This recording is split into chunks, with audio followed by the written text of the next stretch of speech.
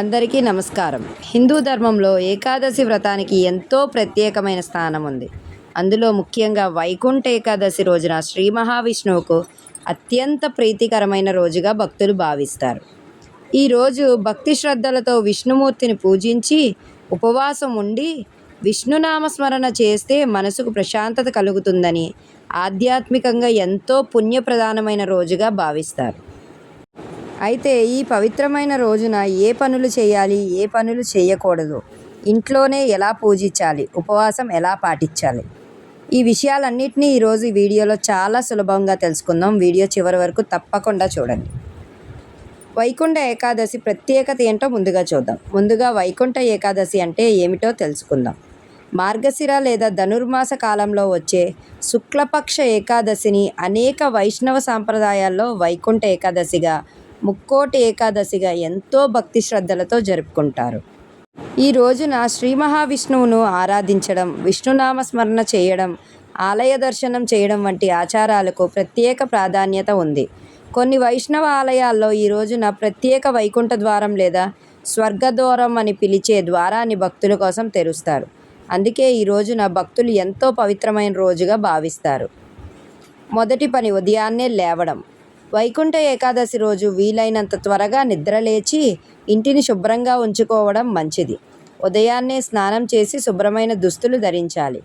ఆ తర్వాత పూజ గదిని శుభ్రం చేసి శ్రీ మహావిష్ణువు లేదా శ్రీ వెంకటేశ్వర స్వామి చిత్రాన్ని లేదా విగ్రహాన్ని పూజ కోసం సిద్ధం చేసుకోవచ్చు. పూజ ప్రారంభించే ముందు మనసులో ఒక మంచి సంకల్పం చేసుకోవాలి. ఈరోజు నా శక్తికి అనుగుణంగా భక్తి శ్రద్ధలతో శ్రీ మహావిష్ణువుని ఆరాధిస్తాను. చెడు ఆలోచనలు, కోపం, ద్వేషం వంటి వాటికి దూరంగా ఉంటాను అని మనసులో సంకల్పం చేసుకోవచ్చు. ఇక్కడ ముఖ్యమైన విషయం ఏమిటంటే పూజలో ఆర్భాటం కంటే భక్తి, శ్రద్ధ, మంచి మనసు ముఖ్యమైనవి. విష్ణునామస్మరణ. ఈ పవిత్రమైన రోజున వీలైనంత ఎక్కువగా శ్రీ మహావిష్ణువు నామస్మరణ చేయడం మంచిదని భక్తులు విశ్వసిస్తారు. ఓం నమో నారాయణాయ అనే మంత్రాన్ని భక్తితో జపించవచ్చు. అలాగే విష్ణు సహస్రనామం, విష్ణు అష్టోత్తరం లేదా మీకు తెలిసిన విష్ణు స్తోత్రాలను చదవవచ్చు. పూర్తిగా చదవడానికి సమయం లేకపోయినా కొంత సమయం ప్రశాంతంగా కూర్చొని శ్రీ మహావిష్ణువుని ధ్యానించడం కూడా చేయవచ్చు. ముఖ్యంగా మంత్రాన్ని ఎన్నిసార్లు చదివామన్న దానికంటే ఎంత భక్తితో జపించామన్నదే ముఖ్యమైన విషయం. మూడవ పని ఉపవాసం. వైకుంఠ ఏకాదశికి ఉపవాసానికి కూడా ప్రత్యేక ప్రాధాన్యత ఉంది.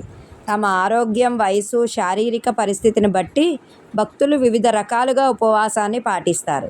కొంతమంది పూర్తిగా ఉపవాసం ఉంటారు. మరికొందరు పండ్లు, పాలు లేదా ఏకాదశి నియమాలను అనుగుణంగా తేలికపాటి ఆహారం తీసుకుంటారు. అయితే అందరూ తప్పనిసరిగా నిరాహారంగా ఉండాల్సిన అవసరం లేదు. మీ ఆరోగ్య పరిస్థితిని అనుగుణంగా, మీ కుటుంబ సాంప్రదాయం లేదా మీరు అనుసరించే ఆచారం ప్రకారం ఉపవాసం పాటించడం మంచిది.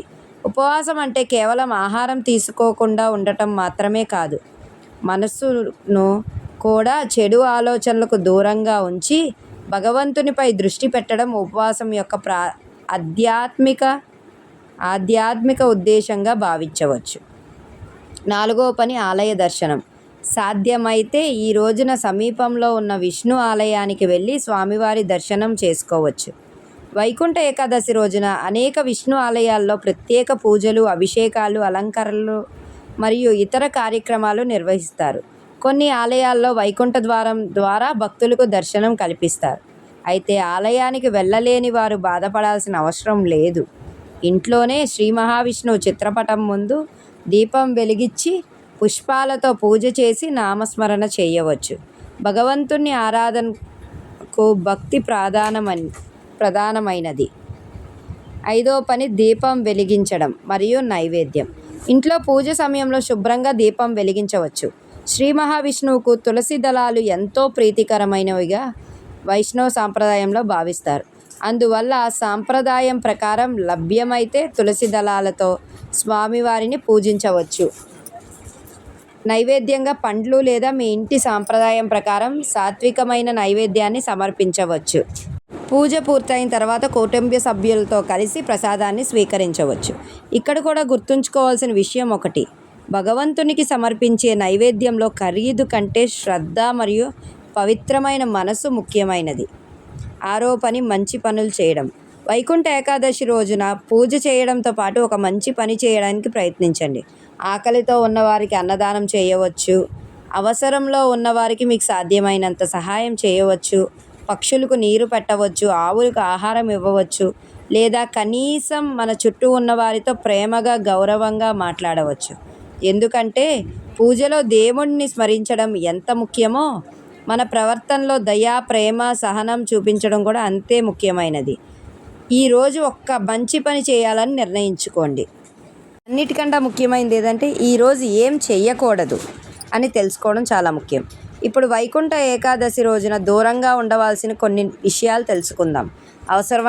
అనవసరమైన కోపం, గొడవలు, ఇతరులను బాధించే మాటలు మాట్లాడడం వంటి వాటికి దూరంగా ఉండడం మంచిది.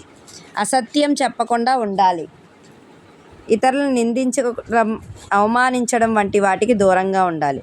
రోజంతా భక్తి ప్రశాంతతతో గడపడానికి ప్రయత్నించాలి. అలాగే ఉపవాసం విషయంలో కూడా ఇతరులతో పోల్చుకోవాల్సిన అవసరం లేదు.